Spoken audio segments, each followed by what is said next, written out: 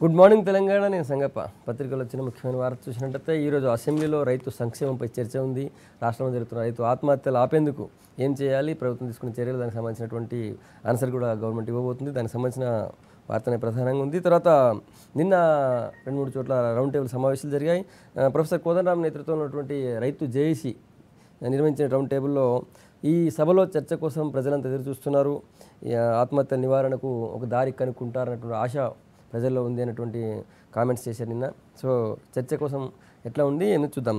ఇక రెండో వారు చూసినట్టయితే ఈ జంప్ జిల్లాలపైన వేరే పార్టీలో గెలిచి అధికార పార్టీలో చేరేటటువంటి ఎమ్మెల్యేల విషయంలో తర్వాత టీడీపీ నేత ఎర్రవెల్లి దయాకర్ రావు, తర్వాత కాంగ్రెస్ ఎమ్మెల్యే సంపత్, తర్వాత వైసీపీ ఎంపీ పొంగులేటి శ్రీనివాసరెడ్డి చేసినటువంటి ఈ పిటిషన్ని హైకోర్టు కొట్టేసింది. అది స్పీకర్ విధులకు సంబంధించిన అంశం, అందులో మేము జోక్యం చేసుకోలేమని చెప్పింది. ఆ వార్త కూడా ప్రధానంగా బ్యానర్ ఉందండి పత్రికల్లో. ఆ తర్వాత అమెరికాలో మోడీ పర్యటన కొనసాగుతుంది, దానికి సంబంధించిన వార్త కూడా ప్రధానంగా ఉంది. ఈ అంశాలపై చర్చించేందుకు స్టూడియోలో టీఆర్ఎస్ నుంచి ఎమ్మెల్సీ రాములు నాయక్ గారు, టీడీపీ నుంచి ఎమ్మెల్యే రాజేందర్ రెడ్డి గారు మనతో ఉన్నారు. ఇంకాసేపట్లో కాంగ్రెస్ ఎమ్మెల్యే సంపత్ కుమార్ చేరుతారు. రైట్, రాజేందర్ రెడ్డి గారు, రైతు ఆత్మహత్యకు సంబంధించి చర్చ ఉంది అసెంబ్లీలో. మీరందరూ కూడా పట్టుబట్టారు. చాలా రోజులుగా ప్రభుత్వం స్పందించట్లేదు అంటున్నారు. సరే, ఈ రాజకీయ చర్చలు, రాజకీయ ఆరోపణ ప్రత్యారోపణలు మీరు ఎట్లా చేస్తారు, వాళ్ళు దానికి మీరు కౌంటర్ ఇస్తుంటారు. కానీ ఈరోజు నిజంగా ఈరోజు జరిగే అసెంబ్లీలో చర్చ ద్వారా ప్రజలందరికీ ఒక భరోసా, ఈ ఆత్మహత్యల నివారణకు ప్రభుత్వం ఏమి తీసుకుంటే చర్యలు ఏమైనా తెలుస్తాయా? ఇవాళ రాజకీయాలకు అతీతంగా అది ప్రభుత్వం కావచ్చు, పాలకపక్షం కావచ్చు, ప్రతిపక్షం కావచ్చు, ఇవాళ రియల్గా ఈ రైతుల ఆత్మహత్యలు నివారించడానికి మనం ఒక చర్చ చేసి దానికి ఒక వే కనుక్కునాలి. ఎలా స్టాప్ చేయాలి, వాళ్ళకు మనం ఎలా భరోసా ఇవ్వాలి, వాళ్ళని మనం ఎలా ఆదుకునాలి అనేది ఇలా ప్రతి రాజకీయ పార్టీ మీద కూడా ఆ బాధ్యత ఉంది ఇలా. ఎందుకంటే మీకు అందరికీ తెలుసు, నేషనల్ క్రైమ్ బ్యూరో చెప్పింది భారతదేశంలోనే తెలంగాణ 2వ ప్లేస్లో ఉంది రైతుల ఆత్మహత్యలు. రైతుల ఆత్మహత్యలు ఎందుకు అవుతున్నాయి? ఫస్ట్ ద బేసిక్ క్వశ్చన్ మనం అర్థం చేసుకోవాలి. అంటే వాళ్ళకు సరైన టైంలో వర్షాలు పడతలేవు, అదొక రీజన్. నెక్స్ట్, వాళ్ళకు లోన్లు వేవ్ చేసినాం మనం, కాకపోతే అది పూర్తిగా వేవ్ అయినట్ల లేదు. కాకపోతే గవర్నమెంట్ 25% ఇచ్చే వరకు అది మిత్తిలకు పోతున్నాయి. గవర్నమెంట్ ఏం చేయాలంటే ఆ ₹1,00,000 లోన్లు వేవర్ మొత్తం వాళ్ళు తీసేసుకున్నారు, వాళ్ళ అకౌంట్లోకి తీసుకున్నారు. వాళ్ళ అకౌంట్లోకి తీసుకొని వాళ్ళు బ్యాంకులకు 25% ఎప్పుడైనా కట్టండి. వీళ్ళకి కొత్త లోన్లు ఇప్పించాలి. వీళ్ళకి కొత్త లోన్లు ఇస్తలేరు. పాత లోన్లకు గవర్నమెంట్ ఇచ్చిన మనీ ఏదైతే 25% ఉందో అది మిత్తులకు పోతున్నాయి. అది వాళ్ళు మళ్ళీ పోయి ప్రైవేట్ తీసుకొని ₹3, ₹5 తీసుకొని వచ్చుకుంటున్నారు. ఇవాళ పత్తి 25% కూడా ఇవాళ ఈడు లేదు. ఇవాళ మహబూబ్ నగర్ జిల్లాలో పత్తి 0, ఒక చెట్టుకు 2 కాయలు 3 కాయలు ఉన్నాయి. అసలు సకాలంలో వర్షాలు పడలేదు. గవర్నమెంట్ మెయిన్ ఇక్కడ ప్రాబ్లం ఏంటంటే కరువు మండలాలను డిక్లేర్ చేయమంటే పోస్ట్పోన్ చేసుకుంటూ పోతుంది. ముఖ్యమంత్రి గారు చైనాకు పోకముందు ఏమన్నాడు, నేను సెప్టెంబర్ 30 తారీఖు వరకు చూస్తాడు. సెప్టెంబర్ 30 తారీఖు వరకు ఇంకేం మిగులుతుందండి? ఇవాళ ఈ ఖరీఫ్ సీజన్ మొత్తం అయిపోయింది. ఇంకా 2 రోజులు అయితే ఖరీఫ్ సీజన్ అయిపోతుంది, అఫీషియల్గా అయిపోతుంది. ఇక అంత అయిపోయినాక ఇంకా ఎప్పుడు మీరు కరువు మండలాలు డిక్లేర్ చేస్తారు? లాస్ట్ ఇయర్ చేస్తామన్నారు, లాస్ట్ ఇయర్ చేయలేదు. లాస్ట్ ఇయర్ కరెంట్ ఉండదు, అందుకే మీరు వ్యవసాయం మీరు చేయొద్దు అని చెప్పి వాళ్ళని ఆపారు. ఓకే, వాళ్ళు ఆగారు. ఈసారి లాస్ట్ ఇయర్ వ్యవసాయం లేదు, ఆ అప్పులు అట్లే ఉన్నాయి. ఈసారి వ్యవసాయం చేస్తామని ముందరికెళ్తే వర్షాలు లేక మొత్తం ఎండిపోయినాయి. వాళ్ళకు సబ్సిడీస్ రాలేదు, కరువు మండలాలు డిక్లేర్ చేయలేదు. మళ్ళీ వాళ్ళు తప్పకుండా కూడా ఆత్మహత్యలే శరణ్యం కదా.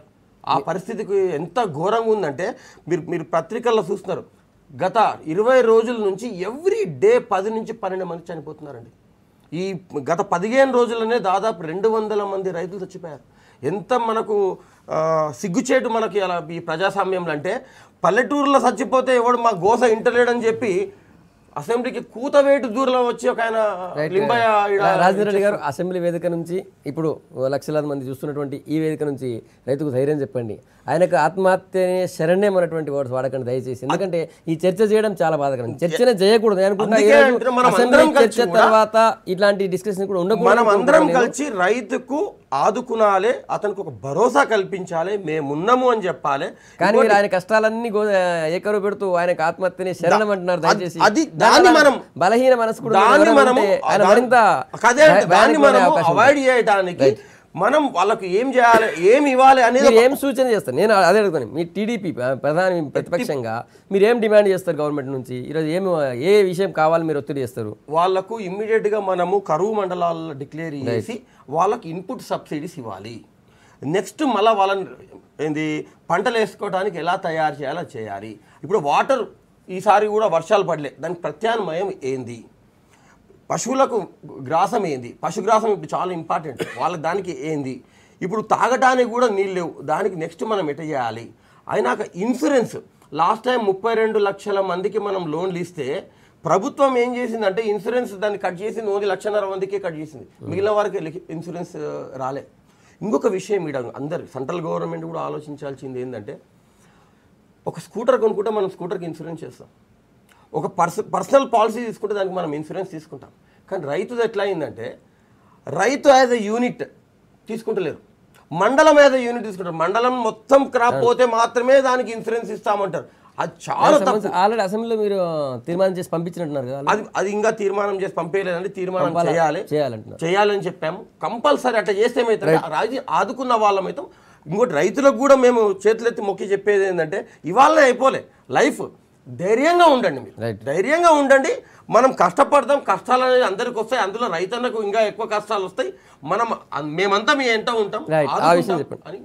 రాములు నాయక్ గారు, ఇప్పుడు మీరు మళ్ళీ ఈ 10 ఏళ్ళు 5 ఏళ్ళు అవి చెప్పకుండా రైతుకు ఏం ధైర్యం చెప్తారు? రైతును ఆదుకునేందుకు మీ ప్రభుత్వం ఏం చేయబోతుంది? ఆ విషయం చెప్పండి. రైతుల ఆత్మహత్యలు అనేది చాలా దురదృష్టకరమైన విషయం. ఇవాళ అసెంబ్లీలో రైతులను ధైర్యం చెప్పడానికే ముఖ్యమంత్రి ప్రభుత్వం ఇవాళ చర్చా వేదిక పెట్టింది. ఆ చర్చా వేదికలో ప్రతిపక్షాలు సలహాలు ఇవ్వాలి రైతులకు. ప్రతిపక్షాలు సలహాలు ఇచ్చి రైతుల ఆత్మహత్యలు ఏ విధంగా ఉండాలనేది మనం ఇది చేసుకోవాలి. రెండవది, ఈ ప్రభుత్వం వచ్చిన తర్వాతనే రైతుల ఆత్మహత్యలు అనేది కరెక్ట్ కాదు. రైతుల ఆత్మహత్యలు గతంలో 20 సంవత్సరాల నుంచి ఏ ప్రభుత్వం ఉందో మనం చూస్తున్నాం. కేంద్రంలో కానీ రాష్ట్రంలో కానీ ఇవ్వండి, ఇవాళ అనావృష్టితోటి వర్షాలు లేక, గిట్టుబాటు ధరలు లేక రైతులకు ఆత్మహత్యలు ఇదవుతుంది. రెండవది, అప్పుడు గతంలో 10 సంవత్సరాలు కాంగ్రెస్ పార్టీ తెలుగుదేశం పార్టీ ఉన్నప్పుడు రైతులను అప్పటి నుంచే కరెక్ట్గా పట్టించుకుంటే ఈ ఆత్మహత్యలు ఇప్పుడు ఎక్కువ జరగకపోయేది. అంటున్నా అదే, రైతులను పట్టించుకొని ప్రభుత్వాలు ఇవాళ రైతుల మీద మాట్లాడడం ఇది కరెక్ట్ కాదు. గతంలో తెలుగుదేశం పార్టీ గత 9 సంవత్సరాలు అధికారంలో ఉన్నప్పుడు అసలు రైతులను కానీ ప్రాజెక్టులను కానీ ఇవాళ పట్టించుకుంటే ఇవాళ సస్యశ్యామలం 9 సంవత్సరాలు, ఇది 10 సంవత్సరాలు. 19 సంవత్సరాల ప్రభుత్వాలలో రైతులను అక్కడి నుంచి ఇవాళ మాకేదైతే సలహాలు ఇస్తుందో 2 పార్టీలు, ఆ రోజు నుంచి రైతుల మీద రైతుల ఆత్మహత్యలు ఇవాళ ప్రభుత్వం కానివ్వండి రైతులను భరోసా ఇచ్చే విధంగా ఇవాళ రైతులు ఆత్మహత్య చేసుకుంటున్నారని ఏ ప్రభుత్వం ఏ రాష్ట్రంలో భారతదేశంలోనే 6 లక్షల రూపాయలు ఎక్స్గ్రేషియా ఇచ్చే ప్రభుత్వం. ఇవాళ రైతులను ముఖ్యమంత్రి గారు కానివ్వండి, మా వ్యవసాయ శాఖ మంత్రి కానివ్వండి, ఇప్పుడు బ్రదర్ చెప్పినట్లు ఏదైతే ఇన్సూరెన్స్ పాలసీ ఉందో మేము కట్టమని మేము జిల్లా పరిషత్లో తీర్మానాలు చేసినాం. ఎందుకంటే మండలాల వారీగా కాకుండా కేంద్ర ప్రభుత్వం ఆధీనంలో ఉంటుంది ఏది మన ఇన్సూరెన్స్, అందుగురించే రైతుల మీద ఉండాలి కానీ మండల వారీగా ఉండవద్దు అనేది మా హరీష్ రావు మొన్ననే ఒక తీర్మానాన్ని మెదక్ జిల్లాలో ప్రవేశపెట్టడం, రైతులు మేము అసలు కట్టమనేది. ఇవాళ రైతులను పట్టించుకునే ప్రభుత్వం, రైతుల ఆత్మహత్యలు చేసుకోవద్దని ధైర్యంగా ఇచ్చే ప్రభుత్వం, రైతుల గురించి మాట్లాడే ప్రభుత్వం, రైతుల ఇవాళ ముఖ్యమంత్రి గారు ఈ 5 సంవత్సరాలలో ఈ ప్రాజెక్టుల విషయంలో కనుక 100కు 100% ప్రాజెక్టులు అవుతాయని నమ్మకం ఉంది. ఈ ప్రాజెక్టులు అవ్వడం వల్ల తెలంగాణలో రైతులు సస్యశ్యామలంగా ఉంటారు. రైతులు ఈ 5 సంవత్సరాలలో బ్రహ్మాండంగా రైతులకు ప్రాజెక్ట్ వచ్చిన తర్వాత వాళ్ళ భూములు సస్యశ్యామలమైన తర్వాత రైతులే అప్పు ఇచ్చే దిశలో భవిష్యత్తు బాగా ఉంటుందని చెప్పేందుకు దీర్ఘకాలిక ప్లాన్స్ ఏమైనా చెప్తున్నారు. ఇప్పటికిప్పుడు రైతు భయపడ్డ రైతు ఎవరైనా ఆందోళన ఉన్న రైతుకి ఏం చేస్తారు, ఎలాంటి ధైర్యం ఇస్తారు? ఇప్పుడు ప్రతి ఒక్క రైతు ఆందోళనలోనే ఉన్నాడు, ఏ రైతు మంచిగా లేడు. వాస్తవాలు మనం చెప్పుకోవాలి. అది ప్రభుత్వం తెలుసా? ఇవాళ ప్రభుత్వానికి తెలుసనే చర్చా వేదిక పెట్టింది. ఇవాళ ప్రభుత్వం చర్చా వేదిక రైతులు ఆత్మహత్య చేసుకోవద్దు, ఆ రోజులలో రైతుల గురించి మాట్లాడని వాళ్ళకు ఇవాళ మేము చెప్పడానికి సిద్ధంగా ఉన్నాం. వాళ్ళకి కానీ చెప్పండి, రైతులకు చెప్పండి కానీ సార్. మీరు ఇవాళ రైతులకు చెప్పండి సార్. ఈ వేదిక ఇవాళ ప్రతిపక్షం కానివ్వండి, ఇవాళ రైతుల ఆత్మహత్యల పైన అసెంబ్లీలో చర్చ జరిగేటప్పుడు మనం అందరం కలిసి ఇవాళ పార్టీలకు అతీతంగా రైతు పక్షపాతిగా నిలబడి అన్ని పార్టీలు భరోసా ఇచ్చే విధంగా ఒక్క నిమిషం, ఉంటే ఈ సమస్య పరిష్కారం అవుతుందండి. సంపత్ గారు, కాంగ్రెస్ ఎమ్మెల్యే సంపత్ గారు కూడా వచ్చారు. సంపత్ గారు చాలా రోజులుగా మీడియాలో తర్వాత బయట ఉన్న పరిస్థితి కాబట్టి మనం చర్చిస్తున్నాం. నిజానికి ఈ చర్చ ఈరోజు అసెంబ్లీ చర్చతో ఆగిపోతుందా? ఇప్పుడు ఇకనైనా రైతు ఆత్మహత్యల నివారణకు ప్రభుత్వం తర్వాత ప్రతిపక్షాలు అన్నీ ఒక చర్య తీసుకుంటాయా? బేసికలీ సంగప్ప గారు ఆ రోజు అంటే మీరు ఛానల్ కానీ మీరు కానీ మంచి రాజకీయ అనుభవం ఉన్న వాళ్ళుగా ఆ రోజు బీఏసీ సమావేశంలో ఏదైతే నిర్ణయం తీసుకున్నారో ఆ నిర్ణయం ప్రకారము ఈరోజు రైతు ఆత్మహత్యల మీద అసెంబ్లీలో చర్చ జరుగుతుంది అని చెప్పి మీరు స్క్రోలింగ్ ఇస్తూ దాని మీద ఇక్కడ చర్చ పెట్టినారు. ఈ రాష్ట్ర ప్రజలకు, ఈ రాష్ట్ర రైతులకు, వ్యవసాయదారులకు, ఆత్మహత్య చేసుకునే పరిస్థితిలో ఉన్న వాళ్ళకు ధైర్యం కల్పించాలనేటువంటి ఆలోచనతో. కానీ తెలంగాణ సమాజంలో దాదాపు అందరికీ సోయి ఉంది, ఆలోచన ఉంది, కానీ అధికారంలో టీఆర్ఎస్ పార్టీకి అది లేదు. ఎందుకు అంటే ఆ రోజు బీఏసీలో తీసుకున్నటువంటి నిర్ణయం రైతు ఆత్మహత్యల మీద చర్చ చేద్దామని. ఈరోజు దాన్ని ఏం చేసిన ఈ కక్కుర్తి రాజకీయాలు, cheap tactics, narrow minded thinking ఉన్న వాళ్ళు ఎక్కువైపోయినారు అధికార పార్టీలో. ఈరోజు చర్చ ఏం తెలుసా అండి? టాపికే చేంజ్ చేసినారు. ఏమని? Failure of monsoon and the measures taken for the welfare of farmers. అంటే కరువు విషయంలో అంటే మాన్సూన్ ఫెయిల్యూర్లో ఎవరేం చేయలేరు. అందుకే మేము చాలాసార్లు చెప్పాం, it's not KCR calamity or TRS calamity or government calamity, it's a natural calamity. వాడు చెప్పినా నేను చెప్పినా ఎవరు చెప్పినా ఒకటే. తర్వాత measures taken for the welfare of farmers అంటే వాళ్ళు ఏం చేసినరో లాస్ట్ హౌస్ నుంచి ఈ హౌస్ వరకు 6 నెలల్లో అనేది చెప్పి చెప్పి చెప్పి మా చెవులలో రక్తాలు కారే వరకు వాళ్ళు చెప్తే మేము విని వెళ్ళిపోవాలన్నట. అరే రామచంద్ర, ఇగో ఈరోజు కూడా 15 మంది చచ్చిపోయారు. దినం 10, 9, 10 చచ్చిపోతున్నారు. ఆ రైతు ఆత్మహత్యలను ఆపడానికి శాసనసభ వేదికగా చేసుకొని ఒక మెసేజ్ ఇద్దాము. ఆందోళన వద్దు, ఆక్రోశం వద్దు, మేము అండగా ఉంటాం, భరోసాని ఇస్తాం, ఈ రకమైనటువంటి చర్యలు తీసుకుని చెప్పడానికి ఆ రోజు బీఎస్సీ నిర్ణయం తీసుకుంటే ఎక్కడ లేని మేధస్సు, ఎక్కడ లేని చాతుర్యం వీళ్ళకే, రాజకీయ పరిణతి వీళ్ళకే ఉన్నట్లు టాపికే చేంజ్ చేసి వాళ్ళు ఏం చేసినారో అది చెప్పుకొని మమ్మల్ని పంపించాలని ప్రయత్నం చేస్తూ ఉన్నారు. బరాబర్ ఇటువంటి రైతు ఆత్మహత్యల మీద కూడా కుటిల రాజకీయం చేసేటంత దౌర్భాగ్య పరిస్థితి ఎక్కడైనా ఉందంటే తెలంగాణ రాష్ట్రం టీఆర్ఎస్ ప్రభుత్వంలోనే ఉంది. ఇప్పుడు ఎలాగూ చేయకపోతే ఎలాగూ 100 మంది, 1000 మంది, 11400 మంది అని నేను మీరు కాదు, ఒక ఛానల్ కాదు, ఒక పార్టీ కాదు, రాజేందర్ రెడ్డి, సంపత్ కుమార్ కాదు, ప్రజా సంఘాలు చెప్తా ఉన్నాయి. ఎన్సీఆర్డీ అని ఉంటుందండి, నేషనల్ క్రైమ్ రీసెర్చ్ బ్యూరో, వాళ్ళు కూడా చెప్తున్నారు. అయినా కానీ మీకు సోయి లేకపోయా, సంపితిని ఓకే, ఇప్పటికైనా చర్యలు తీసుకుందాం ప్రతిపక్షాలుగా మేము ముందుకు వచ్చి బీఎస్సీలో చర్చిస్తే ఓకే అని. ఇప్పుడు మళ్ళీ దాన్ని డొంక తిరుగుడుతోటి టాపిక్ చేంజ్ చేసి ఇంకా ఆందోళన సృష్టించి ఇటువంటి మీరు ఆత్మహత్యలను నివారించకపోతే లింబయ్య నడి రోడ్డు మీద మీ సెక్రటరియట్కు కూతగూటు దూరంలో చనిపోతే ఆయన మీద 3 మంత్రులు ఏమంటారు ఒంటికాల మీద లేచి గాయ్ గాయ్ గాయ్. అరే లింబయ్య ఆర్డినరీ మ్యాన్, వాడి వల్ల మీకు చెడ్డ పేరు వస్తుందని మీ ప్రభుత్వ అసమర్థత, నిర్లక్ష్యము బయటపడుతుందని చెప్పి 3 మంత్రులు లింబయ్య మీద లేస్తుంది. అదే 3 నెలల ముందు లేచినా ఈ పరిస్థితి ఉండకపోతుండే. ఇటువంటి పరిస్థితి ఇప్పుడు సంపతన్న చెప్పినట్లు మేము పట్టించుకోము, ప్రభుత్వం అసలే డొంక తిరుగుతుంది, అసలు చర్చకే పక్కదారి పట్టిస్తుంది అనేది కరెక్ట్ కాదు. ఇవాళ గతంలో 10 సంవత్సరాలు మీరు ప్రభుత్వంలో ఉన్నప్పుడు ఏ విధంగా రైతులను ఆదుకున్నారో జనాలు అందరూ చూసిర్రు. కానీ ఆ రోజులలో మీ అదృష్టం బాగా ఉండి వైఎస్ రాజశేఖర రెడ్డి ముఖ్యమంత్రి ఉన్నప్పుడు వర్షాలు బ్రహ్మాండంగా కురవడంతో ఇవాళ కరెంటు విషయంలో రైతులకు మీరు ఏమి ఇచ్చిర్రు ఆ రోజులలో అందరికీ తెలిసిన విషయాలే. కానీ ఇవాళ అసెంబ్లీ చర్చ వేదికలో మీరు మాట్లాడండి, రైతులకు ధైర్యం ఇవ్వండి, రైతుల సమస్యలను ప్రభుత్వ దృష్టికి తీసుకురండి. కానీ ఇవాళ రాజకీయం చేద్దాం, ఇవాళ మా చెవులలో నెత్తురు గారినట్లు ఇవాళ మీ వాదనను వినిపియండి మాకు. మీ వాదన రైతులను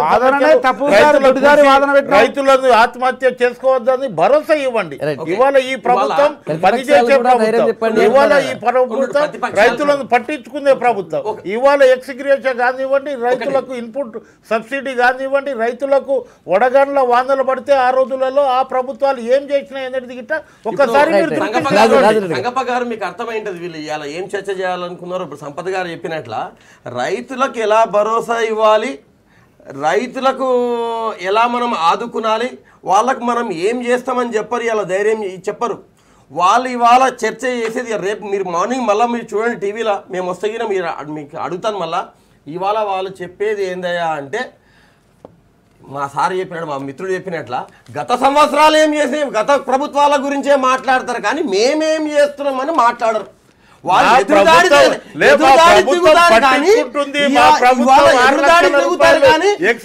రైతులకు ఏం చేయాలి, రైతుల పక్షపాతి అదే పాతది ఇవాళ ఏం చేస్తామని చెప్పండి. చర్చ పెట్టిన ఇప్పుడు ఏం చేయాలి, పాతది వాళ్ళు చేయనందుకే మిమ్మల్ని గద్దె మీద కూర్చోబెట్టిర్రు.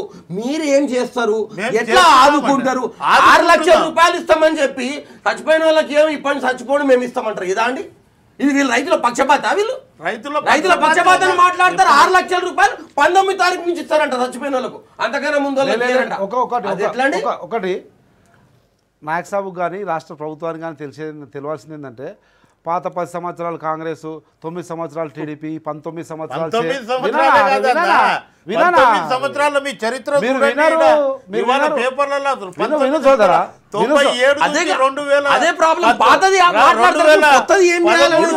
చేసింది ఏంది చేసుకోవాలి. నేనేమంటా 10 సంవత్సరాలు మేము చేసినాము, 9 సంవత్సరాలు టీడీపీ చేసింది. కానీ టీఆర్ఎస్ ప్రభుత్వంలో ఉన్నటువంటి పెద్దలకు సోయి రావాల్సింది ఏంటంటే ఈ 19 సంవత్సరాలు కాదు 190 సంవత్సరాల నుంచి తెలంగాణలో వ్యవసాయం నడుస్తుంది సోదరా. ఈ 19 సంవత్సరాలే రాదు జెంటిల్మ్యాన్. మీ ముఖ్యమంత్రికి చెప్పు, మీ వ్యవసాయ మంత్రికి చెప్పు. 19 సంవత్సరాలు చూసుకుంటే కాదు, తెలంగాణ కోటి రతనాల వీణ, దశాబ్దాలు శతాబ్దాల చరిత్ర అని చెప్పి పొంకనాలు కొట్టి అధికారంలోకి వచ్చిన వాళ్ళకు అదే దశాబ్దాల క్రితం జరిగిన వ్యవసాయం కూడా గుర్తుండాలి. ఇన్ని దశాబ్దాలు ఇప్పటికి కూడా వ్యవసాయ రాష్ట్రంగా, వ్యవసాయ దేశంగా ఈ రాష్ట్రం, ఈ దేశం ఉంది అంటే కాంగ్రెస్ పార్టీ దశాబ్దాలు పరిపాలించింది కనుకనే రైతు పక్షపాత, వ్యవసాయ పక్షపాత పార్టీగా ముందుకు పోయింది కనుక ఇట్లుంది. మీలాంటి వాళ్ళు అప్పుడప్పుడు అక్కడక్కడ అధికారంలోకి వచ్చి చెడగొట్టి రైతులను ఈ రకంగా బలి తీసుకుంటున్నారే తప్ప 100% ప్రపంచంలో వ్యవసాయ ఆధారిత దేశంగా ఉందంటే కాంగ్రెస్ నుంచి ఉంది. ప్రభుత్వంలో మీరు భారతదేశంలో 10 సంవత్సరాలు ఉన్నప్పుడు 2,92,000 మంది చనిపోయారు. శివరాజకీయాలు చేయకండి. అప్పుడు చనిపోయినారు కనుక ఇప్పుడు చనిపోయారు, వాళ్ళు చనిపోయారు కనుక మేము చంపుతాం. ఇది కాదు, మీకు అధికారం ఇచ్చింది అలా చేయొద్దు అని. రైతులు అప్పు చేసుకుంది, ఈ ప్రభుత్వం వచ్చిన తర్వాత అప్పులైనాయి, ఇప్పుడు ప్రభుత్వం తోటే ఇదైందని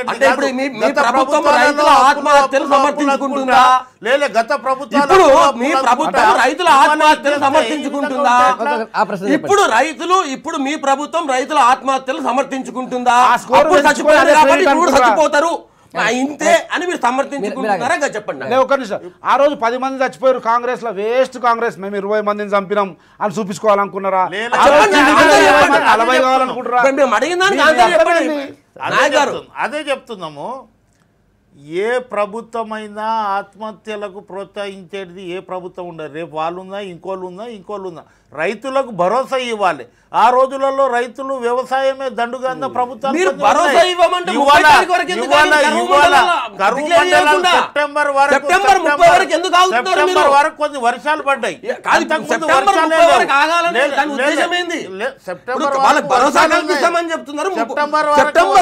ఇప్పుడు వేరే రాష్ట్రాలు పక్క కర్ణాటకలో ఆల్రెడీ డిక్లేర్ చేసి 1 మంత్ అయింది.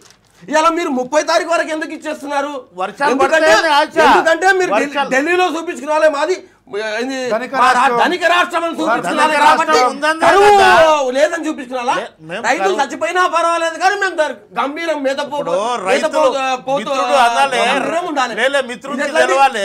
రైతులు ఇక్కడనే కాదు, ఆంధ్రప్రదేశ్ లో గిట్ట వీళ్ళ ప్రభుత్వం ఉన్న జాగల రైతులు చనిపోతారు. అక్కడ మీరు ఇచ్చేయండి. చంద్రబాబు నాయుడు అక్కడ చెప్పండి. ఇవాళ అనంతపురంలో, చిత్తూరులో, కడపలో 2 నెలల్లో ఎంత మంది అలా కాదు, మీరు సమర్థించుకుంటున్నారా? ప్రశ్నకు జవాబు చెప్పండి. మీరు సమర్థించుకుంటున్నారా? రైతుల ఆత్మహత్యలు సమర్థించుకుంటారు. వేరే రాష్ట్రంలో అయిందని ఎందుకు చెప్తారు? వేరే రాష్ట్రంలో కర్ణాటక తెలంగాణలో జరుగుతున్నాయి, ఆంధ్రలో జరుగుతలేదు, కర్ణాటకలో జరుగుతలేదు, మహారాష్ట్రలో జరుగుతలేదు. లేదు సార్, ఒకటి తెలంగాణలోనే జరుగుతున్నాయి, ఆంధ్రలో జరుగుతలేదు, కర్ణాటకలో జరుగుతలేదు, మహారాష్ట్రలో, విదర్భలో ఆ రోజులలో మీరు అధికారంలో ఉన్నప్పుడు ఎంతమంది, అందరికంటే భారతదేశంలో విదర్భలో ఎక్కువ చనిపోయారు. అది ఎందుకు చెప్పారు మీరు? ఇవాళ ఆంధ్రప్రదేశ్లో అక్కడ చనిపోతున్నారు. ఓన్లీ ఒకటే తెలంగాణలో ప్రభుత్వం పనిచేసే ప్రభుత్వం, పనిచేసే రాష్ట్రం అన్నప్పుడు ధనిక రాష్ట్రం. ఎస్, మేము చెప్తున్నాం మా రాష్ట్రం ధనిక రాష్ట్రం, మా దగ్గర డబ్బులు ఉన్నాయి, రైతులకు భరోసా ఇస్తున్నాం, రైతులు ఆత్మహత్య చేసుకోవద్దు.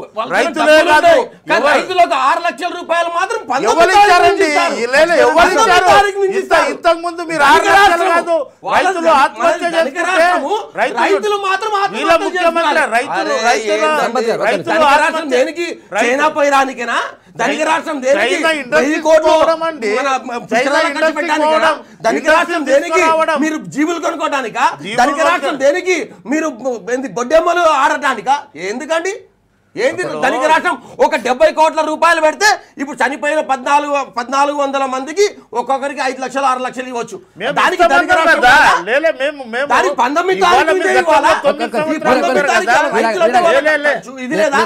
ఎందుకండి సమర్థించుకుంటున్నారు మీరు?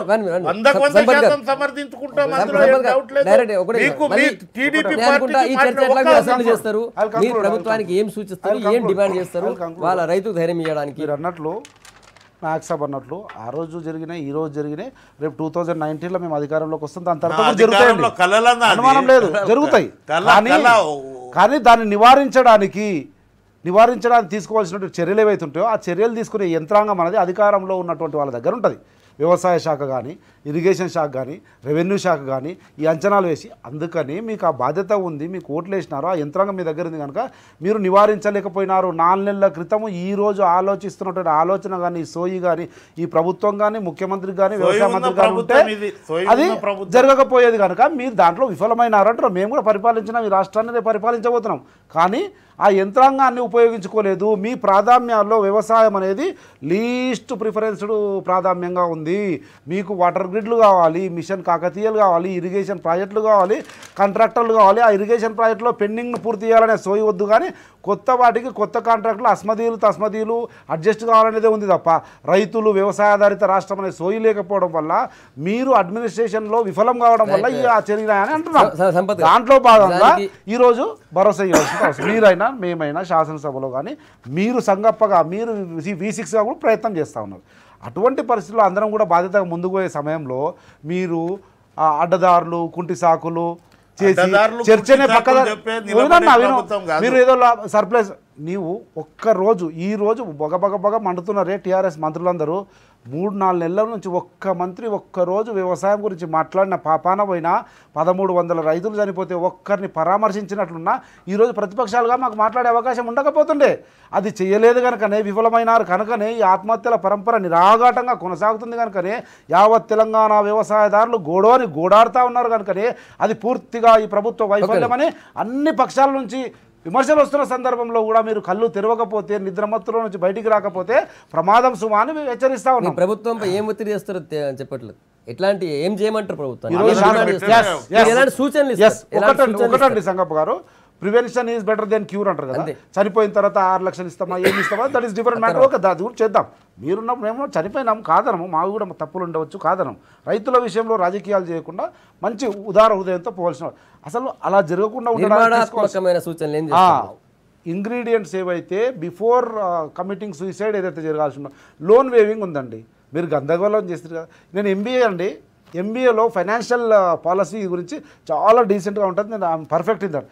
మాలాంటి వాళ్ళకే, బ్యాంకు మేనేజర్లకే అర్థం కాని లెక్కలు వీళ్ళకు ఉన్నటువంటి అపరచాణిక్య నీతిని మొత్తం రుణమాఫీలో పెట్టిరు. 25. ఓకే మహాప్రభు, నీవు పొద్దున్న లెగిస్తే 2 నాలుకలు కాదు 200 నాలుకల ధోరణి మనుషులు మీరు అట్లే చెప్తారు. కానీ మీరు ఏం చేస్తారు? 25 అంటే వడ్డీ పాయే, అసలు ఎంత మిగిలే, మళ్ళీ ఇప్పుడు 12% అరే ఎవడు ఇస్తున్నాడండి? వీళ్ళు చెప్తున్నారు పొంకనాలు, వీళ్ళ పేపర్లో రాపించుకుంటారు ప్రాక్టికల్గా. నేను నిన్న వచ్చినండి కాన్స్టిట్యూన్సీ నుంచి, ఏ బ్యాంకు కన్నా వండి 100 మంది రైతులు గోడాను. అరే ఇది రుణమాఫీ ఏంది, గందరగోళం ఏంది, ఎన్ని వస్తున్నాయి? అయితే ఎన్నికల్లో ఏమి ఇచ్చినారు? ఎన్నికల్లో ఏం హామీ ఇచ్చినారు? ప్రతి ₹1,00,000 మాఫీ చేస్తామన్నారు. 25% ఆడ తప్పితే కదా, ఆడ గందరగోళం. ఈ ఇన్పుట్ సబ్సిడీ మేమే ఇచ్చినామంటారు, పాతది. అది తర్వాత నువ్వు అగ్రికల్చర్ క్యాలెండర్ ఉంటుంది. ఆగస్టు, జూలై, ఆగస్ట్, సెప్టెంబర్లో 10 రోజులకు ఒకసారి అగ్రికల్చర్ డిపార్ట్మెంట్ నుంచి నివేదికలు తెచ్చుకొని రెవెన్యూ వాళ్ళతో కోఆర్డినేట్ చేసుకొని ఇన్పుట్ సబ్సిడీ ఇవ్వాలన్నా, ఎరువులు ఇవ్వాలన్నా, విత్తనాలు ఇవ్వాలన్నా, ఒకవేళ కరువు వస్తుందంటే పశుగ్రాసం కొరకు ఏం చేయాలి, ఇటువంటివన్నీ కూడా ఏం లేదు, మొత్తం నిద్రమత్తులున్నారు. అందువల్ల ఇవి జరిగినాయి. అటువంటిది వద్దు, మీ యంత్రాంగాన్ని పరిపూర్ణంగా ఉపయోగించండి, గ్రాస్ రూట్ లెవెల్లో ఏం జరుగుతుందో తెలుసుకొని దానికి అనుగుణంగా నిర్ణయాలు తీసుకోండి. అది జరగలేదు. ఒక సజెషన్ ఏంటంటే, ఎప్పుడైతే ₹1,00,000 రుణమాఫీ అన్నారో ప్రభుత్వం ఏమి చేసేది ఉండే అంటే, ఎవరెవరి రైతులకు 1,00,000 ఉందో అది మొత్తం ప్రభుత్వ అకౌంట్లో వేసుకొని వాళ్ళు 25% ఇచ్చుకుంటారా, 10% ఇచ్చుకుంటారా, 5 ఏళ్ళకి ఇచ్చుకుంటారా, అది వాళ్ళు బ్యాంకర్లతో మాట్లాడుకొని చేసుకొని వీళ్ళకి కొత్త లోన్లు ఇప్పించేది ఉండే. అది వాళ్ళు ఇచ్చే పైసలన్నీ వీళ్ళ మిత్రుల కోతలేవు, వీళ్ళకు లోన్ బ్యాంకులు ఇవ్వరు, బయట పోయి మళ్ళీ ₹5 మిత్రులు. 38,07,850 మంది రైతులకు రుణమాఫీ అందుతుంది లబ్ధిదారులు. దాంట్లో ఎన్ని కోట్లు? 27 కోట్ల రూపాయల చిల్లర, 27,000 కోట్ల రూపాయల, 17,000 కోట్ల రూపాయల చిల్లర రుణమాఫీ ఉంది. దాన్ని యావరేజ్ చేస్తే ₹1,00,000 చాలా తక్కువ మందికి ఉంటుంది. 62,525 రూపీస్ ఒక్కరికి ఆ రకంగా యావరేజ్ వస్తుంది. మీరు పక్క రాష్ట్రం అంటారు, ఎందుకు అనాలి? నేనైతే టీడీపీ కాదు కదా, నాకు అవసరం లేదు కదా. మీరన్నా ఒకసారి టీడీపీతో అంతగా అయినారు, మేము ఎప్పుడు టీడీపీతో కలవాలే, అయినా కానీ చెప్తున్నాము. ఆడ 50,000 వరకు చేసినారు కదా, ఇక్కడ అదే చేసినా కానీ కాస్త కూస్తో ఇది ఉండేది కదా అని అడుగుతున్నాం. ఆ రాష్ట్రం నా జనమే, వేరే ఏం చేస్తే నేనేం అన్న అంటుండు 2019 వరకు మేము అధికారంలో వస్తాం. ఇవాళ రైతులకు భరోసా ఇచ్చే ప్రభుత్వం ఇదండి. రైతులకు చెప్పాలి, ఇవాళ రైతులకు మేము ఇన్పుట్ సబ్సిడీ 400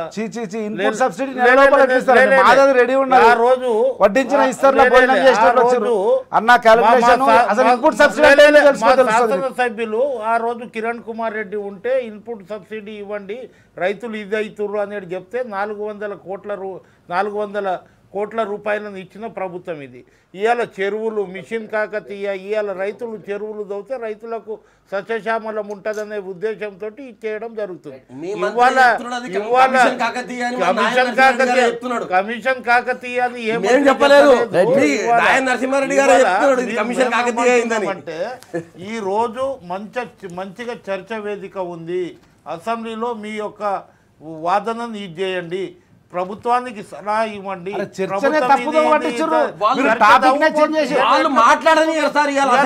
చూడండి, పాత గవర్నమెంట్ లో చనిపోయారు కాబట్టి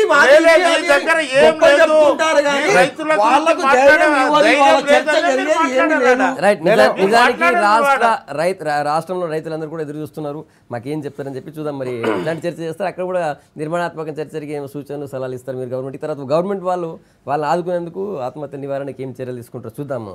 ఒకటి సంపత్ గారు, మీరు ఈ పార్టీ ఫిరాయింపుల మీద హైకోర్టులో పిటిషన్ వేశారు. నేను హైకోర్టు పిటిషన్ కొట్టేసింది, కాకపోతే త్వరలోనే స్పీకర్ నిర్ణయం తీసుకుంటారని ఆశాభావం వ్యక్తం చేసింది హైకోర్టు. మీకేమనిపిస్తుంది? స్పీకర్ నిర్ణయం తీసుకుంటారు త్వరలో అనిపిస్తుందా? కాంగ్రెస్ పార్టీ శాసనసభ పక్ష విప్పుగా నేను కానీ, తెలుగుదేశం పార్టీ నుంచి ఎర్రవల్లి దయాకర్ రావు గారు కానీ, అట్లే వైఎస్ఆర్సీపీ నుంచి శ్రీనివాసరెడ్డి గారు ముగ్గురం కూడా కోర్టును అప్రోచ్ అయినాం. ఈ రోజు ఉన్నటువంటి ప్రజాస్వామ్య వ్యవస్థలో కోర్టును ఎప్పుడు అప్రోచ్ అవుతామండి? ఉన్నటువంటి అన్ని అవకాశాలను, అన్ని మార్గాలను తట్టిన తర్వాత అక్కడ న్యాయం జరగలేదు అంటే జనరల్గా కోర్టుకు పోతాం. మేము పార్టీ ఫిరాయింపుల మీద దౌర్భాగ్యమైనటువంటి పరిస్థితి మళ్ళీ అనకూడదు కానీ తప్పదు కనుక అనాల్సి వస్తుంది. కోర్టు కూడా చెప్తా ఉంది కనుక ఈ రాజకీయ వ్యభిచారం అనేది మితిమీరిపోయింది, పరాకాష్ఠకు చేరింది. మొత్తం 29 రాష్ట్రాల్లో, తెలంగాణ రాష్ట్రంలో జరుగుతున్నటువంటి దౌర్భాగ్య పరిస్థితులు, నీతి, నిజాయితీ, నైతికత, ప్రజాస్వామ్యం, రాజ్యాంగం, చట్టం అనేది ఏం లేకుండా అడ్డగోలుగా డబ్బు సంచులతో కొనేస్తుంది, ఎరవేస్తుంది అని చెప్పి స్పీకర్ గారికి చెప్పినాం. తప్పు అది. స్పీకర్ గారు కూడా స్పందించని పరిస్థితులలో గవర్నర్ గారి దగ్గరకు పోయినాం. గవర్నర్ గారి దగ్గరికి 2-3 సార్లు, స్పీకర్ గారి దగ్గర 2-3 సార్లు పోయిన తర్వాత అన్ని పక్షాలు కూడా నాకు తెలిసి ఎక్కడ దిక్కుతోచని పరిస్థితుల్లో కోర్టుకు పోయినాం. కోర్టు కూడా బాగా లెందీగా పోయిన తర్వాత ఈరోజు ప్రజాస్వామ్యంలో రాజ్యాంగంలోని చట్టసభ నాయకుడిగా స్పీకర్ కొన్ని అధికారులు దాన్ని వైలేట్ చేయలేం, కానీ హెచ్చరిస్తగలుగుతాం. లేకపోతే కొద్దో గొప్ప వాళ్లకు to attract the concentration of speaker or సోయి రావడం, మనకు లాంగ్వేజ్లో చెప్పాలంటే సో వచ్చేటట్టు చేస్తామని చెప్పి మాది నేను కూడా ఆశించిన. నేను పిటిషనర్గా, నేనే అండి పిటిషనర్ను, నేను కూడా ఆశించిన ఇది కొట్టేస్తే. ఎందుకంటే వీలైనంత వరకు ఇవన్నీ డిసిషన్స్ ఏడు వచ్చినట్టు సుప్రీంకోర్టులో వచ్చినాయి. మాకు ఇక్కడ కొట్టేస్తేనే సుప్రీంకోర్టు పోయే అవకాశం ఉంటుంది. ఎప్పుడు కొట్టేస్తావా మహాప్రభు అని చూసినాం. కానీ ఇటువంటి ఇండికేషన్, ఇటువంటి చురుక స్పీకర్ లాంటి హుందా స్థాయిలో ఉన్న వాళ్ళకు ఇటువంటి చురుక చాలా. మీరు ఆల్రెడీ సుప్రీంకోర్టు పోవాలని డిసైడ్ అయ్యారా? 100% సుప్రీంకోర్టు పోతా. ఈ అరాచక, అవినీతి, నైతికత లేకుండా, రాజ్యాంగం లేకుండా, ప్రజాస్వామ్యం లేకుండా పోతున్నటువంటి విషయాలను ప్రజలకు తెలియజేయడానికి ప్రయత్నం చేస్తాం. ఒకటి అయితే ఈరోజు మాది కొట్టేసినా కానీ సీజే గారు ఒక చురుకు అంటించినారు. చురుకు అంటారా, దాన్ని హెచ్చరిక అంటారా, లేకపోతే ఉపదేశం అంటారా, సలహా అంటారా, ఏమంటారో వాళ్ళ విజ్ఞతకే వదిలేస్తాం. కానీ తొందర తీసుకోయా బాబు, ఏంది నీ గురించి నీ పరిధిలోకి నేను పొయ్యి నేను ప్రశ్నించే పరిస్థితుల్లో. ఎస్, నా భాష సంపత్ కుమార్ది ఒక లాంగ్వేజ్. అటువంటి పరిస్థితుల్లో స్పీకర్ గారిని కూడా హెచ్చరించింది కనుక స్పీకర్ గారు ఇప్పటికైనా అరే కోర్టు ఈ రకంగా చెప్తా ఉంటే కూడా ఉండకూడదు. నీతి కళ్ళ ముందు మీ ఇంకోటి మనకు 10th క్లాస్లో కూడా రాజ్యాంగము, ప్రజాస్వామ్యం గురించి ఉంటుందండి. మీరు 10th క్లాస్ చదివిన రాజ్యాంగాన్ని కూడా అడగండి, ఇది తప్పు అంటాడు. కానీ ఎందుకు అర్థమవుతలేదో దేశంలో ఇంతమంది మేధావులకు అంటే రాజ్యాంగానికి ఉండే పవిత్రత తెలుసు కనుక అది కాపాడవలసినటువంటి బాధ్యత ఉన్నటువంటి పెద్ద మనుషులు ఈ రకం చేయడం దౌర్భాగ్యం. ఎందుకంటే వాళ్ళ పార్టీ నుంచి కూడా ఉన్నారు కదా. ఇవాళ స్పీకర్ గారి దగ్గర మేము ఒక హాఫ్ ఎ డజన్ టైమ్స్ ఇక్కడ మాట్లాడాలన్నా మాట్లాడొద్దు కూడా తెలియదు. కాకపోతే తప్పనిసరి పరిస్థితి 6 సార్లు పోయి కూడా మొరబెట్టుకొని అయ్యా మా దగ్గర నుంచి ఒక ఎమ్మెల్యేని తీసుకుపోయి మీరు మంత్రిని చేసిండ్రు, ఆ రోజు మీరు పేపర్లోనేమో ఆయన రిజైన్ చేసి నేను మంత్రిగా పోతున్నా అంటారు. మేము మిమ్మల్ని అడిగితేనేమో కాంగ్రెస్కి ఎమ్మెల్యే గారు లాస్ట్ టైం ఉన్న విప్ గారు ఏంది ఆర్టీఐ యాక్ట్లో పంపిస్తే మాకు అసలు ఏమి రాలేదు, రిసిగ్నేషన్ లెటరే లేదు మా దగ్గర అని సెక్రటరీ వాళ్ళు చెప్తున్నారు. ఎవరు స్పీకర్ ఆఫీస్ వాళ్ళు చెప్తున్నారు. ఇది ఎంత ఘోరము అంటే కూడా ఇంతే ముఖం. ఈ never answered. Really I feel pity. ఈ ప్రభుత్వం ఏం చేసిందంటే స్పీకర్ ఆఫీస్ని కూడా చాలా చిన్నది చేసిందండి. ఇవాళ మన సంపత్ గారు అన్నట్ల హైకోర్టు న్యాయమూర్తి అయ్యా అందరు నీ దిక్కు చూస్తున్నారు, ఒకసారి ఆలోచించు, మీ ఆఫీస్కున్న మర్యాదను కాపాడు అనే ఒక అర్థం వచ్చేటట్టు ఆయన మాట్లాడిండు. ఇక ఇంతకన్నా ఎక్కువ హైకోర్టు చెప్పింది స్పీకర్ విచక్షణ అధికారం ప్రశ్నించలేము, ఆయన కూడా జోక్యం చేసుకోలేము అంటే అర్థం ఏంటి? అయినా నేను ఆశిస్తున్నాను అతను ఒక డిసిషన్ తీసుకుంటాడు అని ఆశిస్తున్నాను. ఇప్పటికైనా మీరు ఆశిస్తున్నాము, మేము కూడా ఆశిస్తున్నాము, ప్రజలు ఆశిస్తున్నారు, మేము ఆశిస్తున్నాము. ఇప్పటికైనా కళ్ళు మేల్కొని ఇచ్చేయి అనేది ఆఫీసు గౌరవాన్ని కాపాడి అని చెప్పి ఆయన చెప్తున్నాడు. ఆయన చెప్పకుండా ఆ స్థాయి వాళ్ళకి అది చాలా పెద్ద చురుకు. ఇప్పుడు చురుకు కాదా, కోర్టు ఏం చెప్పింది అనేది వాళ్ళు కరెక్ట్గా ఇది చూసుకోవాలి. చురుకు అంటే ఇచ్చిండు, ఏమంటే ఇచ్చిండు, మీరు వేసిన పిటిషన్ తప్పు, మేము ఈ స్పీకర్ ఆ దాంట్లో మేము జోక్యం చేసుకోవాలి, మేము డబ్బులతోటి ఇప్పుడు మాకు మెజారిటీ ఉన్న మేము ఉన్నాము, మేము ఎవరిని తీసుకునే పరిస్థితి మాకు అవసరం లేదు. కానీ మా ప్రజా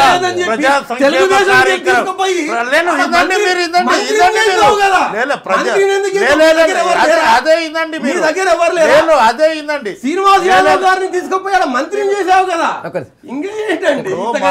మామని చంపిన అల్లునికేమో ముఖ్యమంత్రి చేసిర్రు మీరు, అది చెప్పరా? ఇవాళ మా ప్రజా సంక్షేమ కార్యక్రమాలు చూసి ఏ పార్టీ ఇంకా పుట్టగతులు ఉండయి తెలంగాణలోనే వస్తుర్రు. వచ్చినందుకు సంతోషపడి మిమ్మల్ని చూసి ఖుషిపడి మా వాళ్ళు చెప్పి మేము మీ దగ్గరకు వచ్చి జాయిన్ అవుతున్నాం. ఇంకా మీరు 6 నెలలు ఆగండి, ఒక్కరు మిగిలిన మీ దగ్గర 10 మంది ఎమ్మెల్యేలు గిట్ట మా దగ్గర ముఖ్యమంత్రి ప్రజా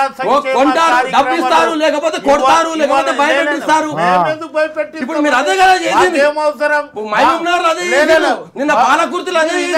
ఇదండి. మా ప్రజా సంక్షేమ కార్యక్రమాలను చూసి, మా విద్యుత్ ని చూసి ఇవాళ 200 కెంచి 1000 రూపాయలు పింఛను, ఇవాళ సన్నటి బియ్యం, ఇవాళ ఏమో కళ్యాణ లక్ష్మి, ఇవి చూసి ఇంకా ఈ పార్టీలలో తెలుగుదేశం పార్టీలలో కాంగ్రెస్ పార్టీలలో మా పుట్టగతులు ఉండవు. మేము ప్రజల మనుషులం, ప్రజలకు మనం ఇంత మంచి ప్రభుత్వం ఈ పనులు చేస్తుంది, మేము ఈ పార్టీలో ఉండి ఏం చేయాలనే ఉద్దేశంతో రావడం జరుగుతుంది. కానీ మేము డబ్బులు ఇచ్చో లేకుంటే ఛానల్ వ్యూవర్స్ నవ్వుతారని ఇవాళ మీరు మాటలు మాట్లాడుతుంటే 100% మీరు ఇంత అబద్ధాలు మాట్లాడుతుంటే మేము ఛానల్ అబద్ధాలు- వ్యూవర్స్ లే, లే, లే, లే, ఛానల్ వాళ్ళు వ్యూవర్స్ అందుకే చెప్తున్నాం చెవుల్లో రక్తం వస్తుంది మీరు ఇని ఇని అని ఎందుకు చెప్తాం? మేము వినేది కాదండి. మీరు చేసే సంక్షేమ అభివృద్ధి పథకాలు చూసి మేము ఆకర్షితులమై మీ పార్టీకి అంతే వస్తాం. మళ్ళీ ఇంకేమవుతుంది? నవ్వుతారు సార్. లేలే, ఇంకా చిన్న పిల్లలు నవ్వుతారు. లేలే, ఇంకా ఏమవుతుంది? చిన్న పిల్లలు నవ్వుతారు. లేలే, ఇంకా ఏమవుతుండ్రు? మేము ఇంటికి పోయి తీసుకురండి, మీరు రండి, లేకుంటే ఈ విధంగా ఉంటుందనేది కాదు కదా. మన శ్రీనివాస్ యాదవ్కు మీరు మంత్రి పదవికి ఇవ్వకుండానే ఆయన మీ పార్టీకి వచ్చిండా? ఒకసారి ఆలోచించండి. శ్రీనివాస్ యాదవ్ అటు ఖమ్మం నుంచి ఓడిపోయిన తుమ్మల నాగేశ్వరరావు గారు మీరు తీసుకొచ్చి మంత్రిని చేసినట్టు ఏంది అర్థము? ఏమర్థం? ఏమర్థము? ఏది బంగారు ఎందుకండి నవ్వుతారు సార్? ఎందుకు నవ్వుతారు? ప్రజా సంక్షేమ కార్యక్రమాలు చూసి వస్తున్నారు, బంగారు తెలంగాణ నిర్మాణం భాగస్వామ్యం కోసం వస్తున్నారు అంటున్నారు. ఇక తుమ్మల నాగేశ్వర ఓడిపోయిన వాళ్ళు ఆయన ప్రజాప్రతినిధి కాదు, ఎలక్టెడ్ ఎమ్మెల్యే కాదు కాబట్టి ఆయన ఎవరైనా ఎక్కడికైనా రావచ్చు. ఆయనకి ఎక్కడికైనా పోయే అర్హత ఉంది, హక్కు ఉంది, ఆయన పోతాడు. ఆయన చూసుకుంటూ తుమ్మల అదే నాగేశ్వర అంటున్నా. ఎందుకు తీసుకున్నారు? మీరు మంత్రి తుమ్మల పదవి నాగేశ్వర చేశారు. అంటే వాళ్ళ దగ్గర ఎవరు చేసేవాళ్ళు లేరు అని. వాళ్ళ దగ్గర ఎవరు పనికొచ్చేవాళ్ళు లేరు అని వేరే పార్టీల వాళ్ళని తీసుకుంటున్నారు. మరి శ్రీనివాస్ యాదవ్ తీసుకుపోయి ఎందుకు మంత్రి ఇచ్చిండ్రు చెప్పండి? అది వాళ్ళ ఇష్టం. అది అదే అది వాళ్ళ ఇష్టం. ఇష్టం ఎట్లయితే అది ఎట్లా ఇష్టం ఇష్టం అంటే ఎవరికి ఈ ప్రజాస్వామ్యంలో ఇష్టాలు ఇష్టాలు మంత్రి ఖాతాలు పదవి ఉండవు. ఎవరికి ఇవ్వాలని ప్రజాస్వామ్యంలో వచ్చిన రాజీనామా మంత్రులు రాజీనామా రాజీనామా లేదా అనేది మీ ప్రశ్న. లేలే, మంత్రి పదవి వీళ్ళు చెప్తే మేము మీరు ఇవ్వాలి. వాళ్ళ ఇష్టం అనొద్దు. ముచ్చట్లేదు. లేలే, కాంగ్రెస్ పార్టీ తెలుగుదేశం సంగపారు. పార్టీ ఫలాని మంత్రికి మంత్రి ఇవ్వమంటే మేము ఇవ్వాలా? అది ఆయన మా రాజీనామా ఇష్టం. చేశారా అది లేదా అనేది మీ మేము ప్రశ్న, దాన్ని అధికారంలో ఉన్నాం. తోసిపుచ్చట్లేదు. కాకపోతే మంత్రి పదవి ఎవరికి ఇవ్వాలని ముఖ్యమంత్రి విచక్షణ అధికారం. ఒకటి సంగప్ప గారు, ఒక పార్టీలో ఉన్న వాళ్ళు ఇంకో పార్టీలోకి పోయే అధికారం అనుకోండి, స్వేచ్ఛ ప్రతి రాజకీయ నాయకునికి. నాకు కూడా, నేను కూడా ఎక్కడైనా పోవచ్చు, రేపు రాజేందర్ పోవచ్చు, నాయక్ సాబ్ పోవచ్చు. కానీ ప్రజాస్వామ్య వ్యవస్థలో ఒక పార్టీ నుంచి ఇంకో పార్టీకి పోయేటప్పుడు ఎన్నికైన ప్రజాప్రతినిధి కొన్ని ఫ్రేమ్వర్క్స్ ఉన్నాయి. ఎన్నిక కాలేదు మీరు అన్న తుమ్మల నాగేశ్వరరావు ఆయన ఇష్టం, వీళ్ళు ఇష్టం. అంతకుముందు వాళ్ళని వీళ్ళని ఎన్నికల్లో తిట్టుకొని కూడా మళ్ళీ కలుసుకుంటారు, కౌగిలించుకుంటారు, ముద్దు పెట్టుకుంటారు వాళ్ళ ఇష్టం. రాజకీయ శాశ్వత మిత్రులు శాశ్వత శత్రువులు లేరని అందరికీ ఉండొచ్చు. అయితే కానీ ఎన్నికైన ప్రజాప్రతినిధి మాత్రం ప్రజాస్వామ్య వ్యవస్థలో రాజ్యాంగము ప్రజాస్వామ్యంలో ఒక ఫ్రేమ్వర్క్ ఉంటుంది. దాన్ని వైలేట్ చేసినప్పుడే సంపత్ కుమార్ ప్రశ్నిస్తాడు, రాజేందర్ రెడ్డి ప్రశ్నిస్తాడు. ఆ వైలేషన్ ఇక్కడ జరిగింది అన్నది గ్రహించమని కోరుతా ఉన్నాం. ఎందుకు? ఎన్నిక ఏ పార్టీ సింబల్ మీద, ఏ భావజాలంతో, ఏ సిద్ధాంతం మీద నీవు ఎన్నికల్లో గెలిచినావో ఆ సిద్ధాంతాన్ని అతిక్రమించి వేరే సిద్ధాంతం వైపు ఆకర్షితుడై వేరే పార్టీకి పోవాలనుకున్నప్పుడు ఇది రాజీనామా చేసి అప్పుడు దాంట్లోకి పోయి పదవి తీసుకో, కలెక్టర్గా, గవర్నర్గా, లేకపోతే సెంట్రల్లో కవితలాగా నీవు కూడా పోయి ఢిల్లీలో మేము ఏం చేస్తాం చేసుకోండి. కానీ రాజ్యాంగాన్ని ప్రజాస్వామ్యాన్ని పరిహసించకండి. తెలంగాణ రాష్ట్రానికే కలంకంగా మారినటువంటి ఈ రాజకీయ ఫిరాయింపులు, ఈ రాజకీయ వ్యభిచారాన్ని అరికట్టండి మహాప్రభు అని చెప్తే కూడా వినని పరిస్థితులలో ఇప్పుడు కూడా వీళ్ళు అన్నట్టు బంగారు తెలంగాణ అంటే బంగారు తెలంగాణకు అర్థం వీళ్ళకి ఎంత తెలుసో కానీ వినన్నా నాయక్ సా దండం పెడతానే మస్తు అయింది ఇప్పటికి. అయితే బంగారు తెలంగాణ గురించి టీఆర్ఎస్లకు ఎంత తెలుసో కానీ తెలంగాణ రాష్ట్ర ప్రజలకు పూర్తిగా తెలిసిపోయింది. బంగారు తెలంగాణ అనే ముసుగులో ఎంత దౌర్భాగ్య నీచ పనులు చేస్తున్నారు వీళ్ళన్న వాస్తవం తెలంగాణ ప్రజలు గ్రహించినారు.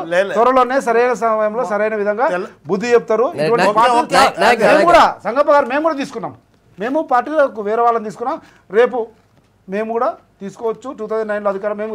కానీ నేను అనేది ఒక ఫ్రేమ్ వర్క్ ఉంటుంది, రాజ్యాంగం ఉంటుంది, ప్రజాస్వామ్యం ఉంటుంది, అవి వైలేట్ చేస్తున్నారు అన్నదే ఒక విషయం. ఇప్పుడు మేము వైలేట్ ఏం చేస్తలేమండి, మేము ఎవరిని రామని మేము చెప్తలేము. నేను ఇంతకు ముందే అన్న ప్రజా సంక్షేమ కార్యక్రమాలు ప్రభుత్వం చేసే పనితీరును చూసి వాళ్ళు వస్తారు. వాళ్ళకి ఏముందంటే తెలుగుదేశం కాంగ్రెస్ పార్టీలో ఉంటే మా పుట్టగతులు ఉండవు, ఇంకా ఈ 10 సంవత్సరాలు ముఖ్యమంత్రి చంద్రశేఖర్ ఉన్నన్ని రోజులు ఇక్కడ వీళ్ళ రినివల్ కాదు. 10వ తరగతిలో మనం ఇంప్లిమెంట్ తీస్తే ప్రతి 3 సంవత్సరాలకు ఒకసారి రినివల్ ఉంటుండే, అటువంటి రినివల్కించి వీళ్ళు వెళ్ళిపోయారు. ఇవాళ అన్న అంటుండు సంపత్ అన్న, మేము మొత్తం ఉల్లంఘన చేస్తున్నాం.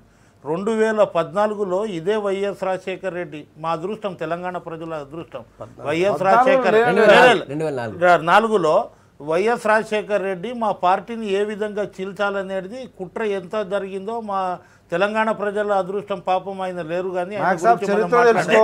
అందుకే మేము కూడా చేస్తాము. రాజశేఖర రెడ్డి ఎప్పుడు కూడా ప్రజాస్వామ్యానికి రాజ్యాంగానికి వ్యతిరేకంగా కండువాలు కప్పి తీసుకొని మంత్రి పదవి ఆపరేషన్ లో ఏ విధంగా చేయాలన్నదో ఆ రోజులలో చేసిర్రు.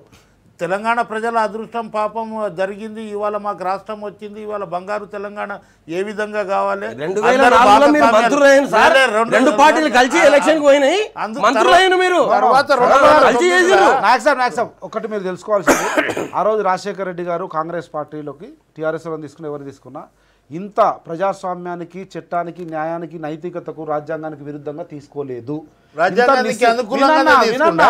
ఇంత నిస్సిగ్గుగా, నిర్లజ్జగా అన్నింటినీ వైలేట్ చేస్తూ కండువాలు తీసుకొని మంత్రిని చేయలే.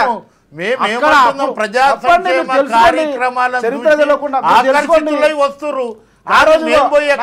మీరు రండి శ్రీనివాస్ యాదవ్, మీరు రండి తుమ్మల నాగేశ్వరరావు, మీరు అరే మా ప్రజా సంక్షేమ 60 సంవత్సరాలలో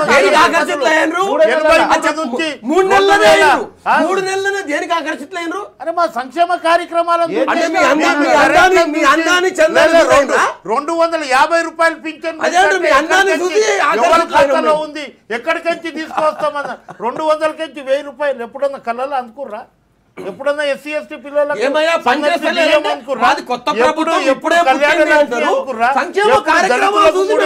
భూమి ఇవాళ ఇన్ని సంక్షేమ పథకాలు, ఇవాళ కరెంట్ చూడండి, ఇవాళ ఎంత బ్రహ్మాండంగా ఇది ఉంది.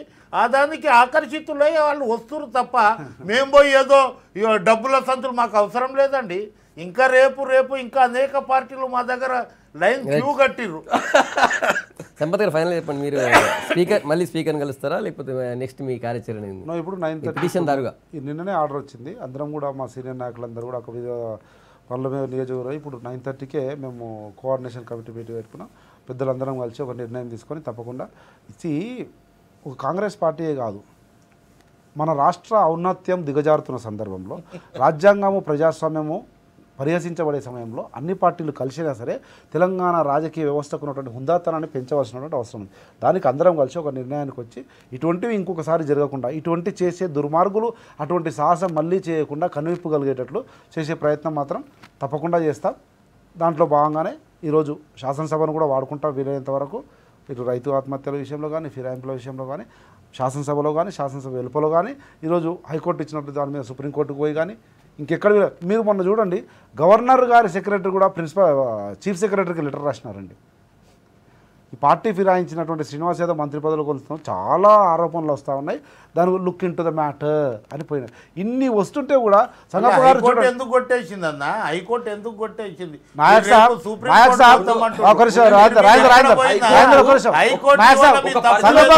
మీకు అనుకూలంగా ఉన్నప్పుడు హైకోర్టు మీకు అనుకూలంగా ఇవ్వాలే కదా.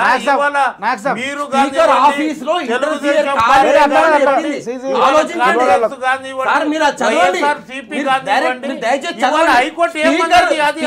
దాంట్లో మేము తల దూర్చలేము కాబట్టి మేము ఈ దాంట్లో మేము డిసిషన్ తీసుకోలేము. కాకపోతే స్పీకర్ గారు దీని మీద ఒక డిసిషన్ తీసుకుంటారని ఆశిస్తున్నాము అండి. అంటే దాని అర్థమైందండి, స్పీకర్ ఆఫీస్ లో మేము తల దూర్చలేము అన్నది. మీరు కూడా V6 నుంచి సరైన మెసేజ్ ఇవ్వాలి. అందరు తప్పుగా తప్పుగా అర్థం చేసుకున్నారు. నేను పిటిషన్ అందుకే నేను స్పీకర్ గారికి వ్యతిరేకంగానో లేకపోతే ప్రభుత్వానికి వ్యతిరేకంగానో పిటిషన్ వేసినా కదా. కోర్టు మధ్యవర్తి ఎవరికి చెప్పాలి? నా వైపు చెప్పలే, వారి వైపు చెప్పలే. The issue it self suspended. Sampath చెప్పింది కరెక్టు అనలే, స్పీకర్ చేస్తున్నది కరెక్టు అనలే.